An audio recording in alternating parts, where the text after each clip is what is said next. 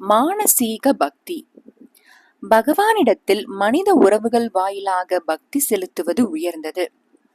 அதில் தோழமை பாவனையில் சிறப்புற்று விளங்கிய அர்ஜுனன் ஒருமுறை ஸ்ரீ கிருஷ்ணரிடம் கேட்டான், கிருஷ்ணா, இந்த பூ உலகில் என்னை விட சிறந்த சிவபக்தன் யாராவது இருக்க முடியுமா?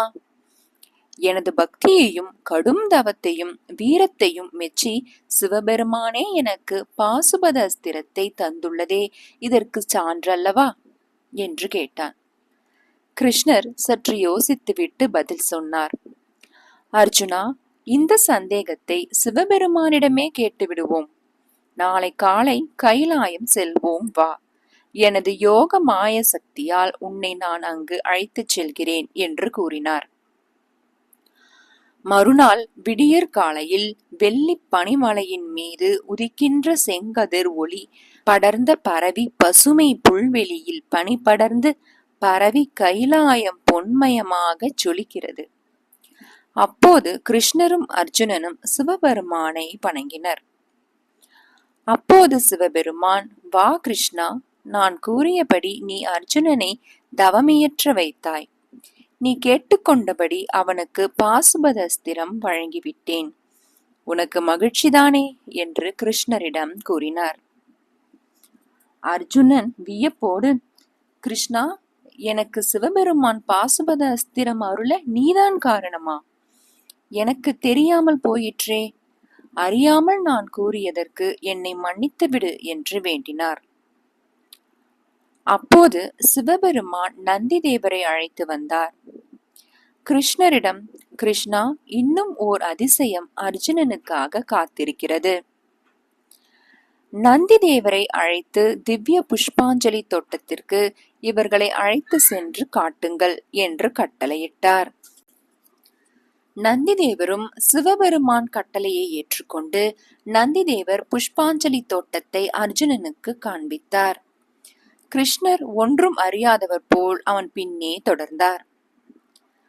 நந்தி தேவர் அர்ஜுனனிடம், அர்ஜுனா, பூவுலகில் பக்தர்கள் பூஜித்து அர்ச்சிக்கும் பில்வங்கள் மலர்கள் யாவும் கைலாயம் வந்து சேர்ந்துவிடும். அவரவர் அர்ச்சனைகளுக்கேற்ப பல்வேறு அளவுகளில் ஆங்காங்கே குவியலாக இருப்பதை பார். இவற்றை இறைவன் தனது திருக்கண்களால் நோக்கி அர்ச்சித்தவர்களுக்கு அருள் புரிவார். அர்ஜுனா, இதோ நீங்கள் பூஜை செய்த பூக்கள்.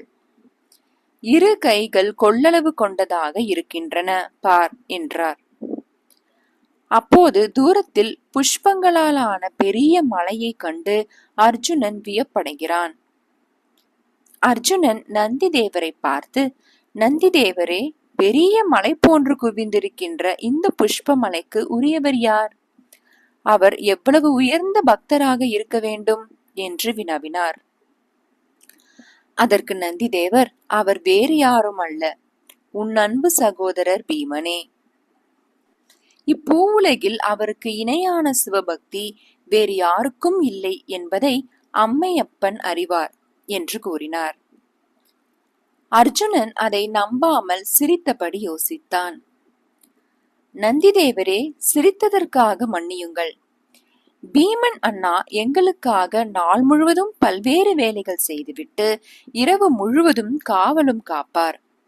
அவருக்கு பூஜை செய்யவும் அர்ச்சிக்கவும் நேரம் ஏது என்று கேட்டார். பீமன் வேலைகள் செய்யும் போது நடக்கும் போதும் எல்லா காலத்திலும் நமசிவாய என்று எப்போதும் ஜபித்துக் கொண்டிருப்பார். எங்கேனும் மலர் தோட்டத்தையோ வில்வ மரத்தையோ கண்டால் உடனே சர்வம் புஷ்பம் சிவார்ப்பணம் என்று சொல்லி மானசீகமாக பரமனுக்கு அர்ப்பணம் செய்வார்.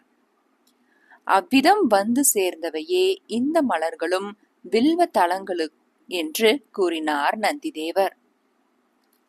மானசீகமாக அர்ப்பணம் செய்வது இந்த அளவிற்கு பலன் தருமா நந்திதேவரே என்று வியப்புடன் அர்ஜுனன் கேட்டார். அதற்கு நந்திதேவர், அர்ஜுனா, பூஜையில் மானசீகமே சிறந்தது. அது சாத்வீகமானது, எளிதில் செய்யக்கூடியது.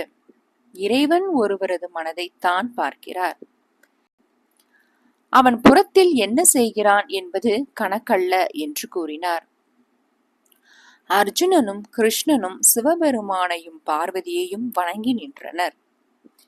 அப்போது சிவபெருமான், அர்ஜுனா, சாட்சாத் நாராயணனே பாண்டவர்களாகிய உங்களின் நண்பனாக கிருஷ்ணர் வடிவில் இருக்கிறார். ஏனெனில் நீங்கள் தர்மத்தை உயிராக போற்றுகிறீர்கள்.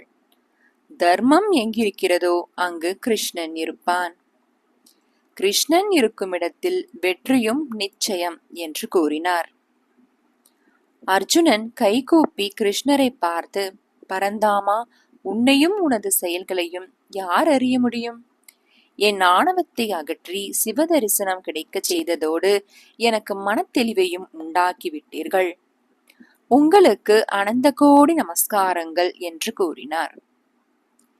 பீமனின் பக்தியால் மகிழ்ந்து இறைவன் லிங்க வடிவில் வெளிப்பட்ட இடம் மகாராஷ்டிராவில் உள்ள நாகேசம். 12 ஜோதிர்லிங்க தலங்களில் ஒன்றான இதனை பக்தர்கள் இப்போதும் பூஜித்து பரமனின் அருளை பெற்று வருகிறார்கள். நன்றி.